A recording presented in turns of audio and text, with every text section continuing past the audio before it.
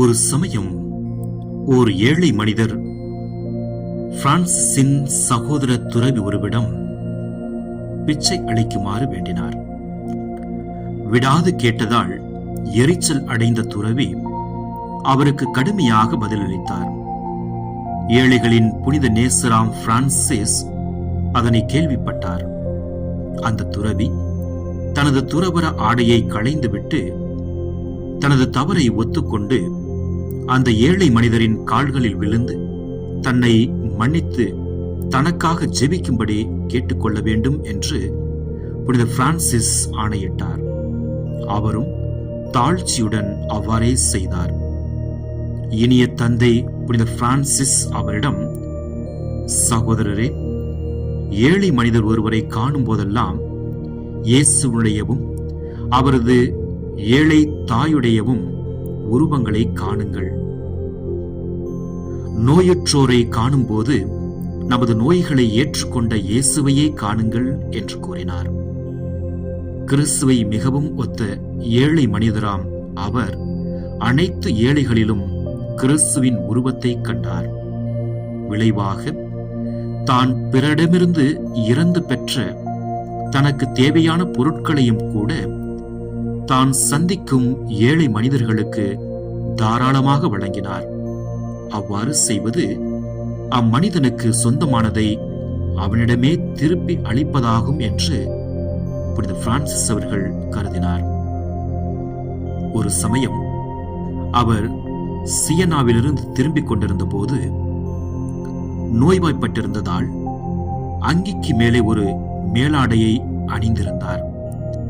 வழியில் ஏழை மனிதர் ஒருவரை கண்டார். அந்த மனிதரின் துன்பத்தை தன் இரக்கமிகு கண்களால் நோக்கினார்.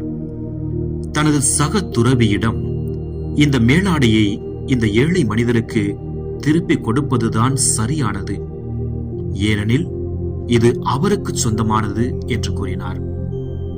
என்னை விட ஏழை ஒருவரை காணும் வரை மட்டுமே இதை என்னுடையது என நான் ஏற்றுக்கொண்டிருந்தேன் என்றார். ஆனால் அந்த சக துறவி அச்செயல் சரியானது என்று ஏற்றுக்கொள்ளவில்லை.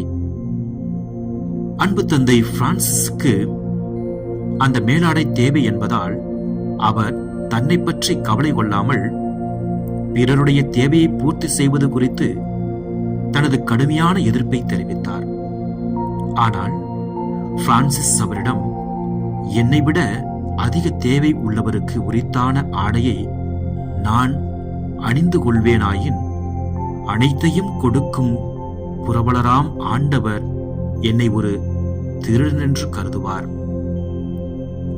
என்னை விட அதிக தேவை உள்ளவருக்கு உரித்தான ஆடையை நான் அணிந்து கொள்வேனாயின் அனைத்தையும் கொடுக்கும் புரவலராம் ஆண்டவர் என்னை ஒரு திருடன் என்று கருதுவார் என்றார். எனவே தன்னுடைய உடல் தேவைகளை பூர்த்தி செய்யும் விதத்தில் எதையாவது தருபவர்களிடம் தன்னை விட அதிக தேவையில் இருப்பவர்களை கண்டால் தான் பெற்றுக்கொண்ட பொருட்களை அவர்களுக்கு கொடுப்பதற்கு அனுமதி கேட்பதை வழக்கமாக்கிக் கொண்டிருந்தார். தனது இரக்க பணியை முழுவதுமாக நிறைவேற்றும் விதத்தில் தன்னிடமுள்ள அனைத்தையுமே, மேலாடை, அங்கி, புத்தகங்கள், பிற பொருட்கள் அனைத்தையுமே ஏழைகளுக்கு வழங்கினார்.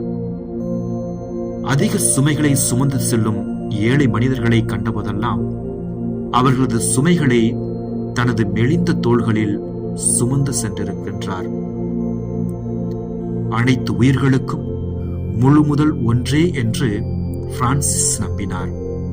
அந்த எண்ணம் அனைத்து உயிர்களிடத்தும் அவரை அளவற்ற அன்பு கொள்ள செய்தது. எனவே அனைத்து உயிர்களையும் சகோதரர்கள், சகோதரிகள் என்றே அவர் அழைக்கலானார்.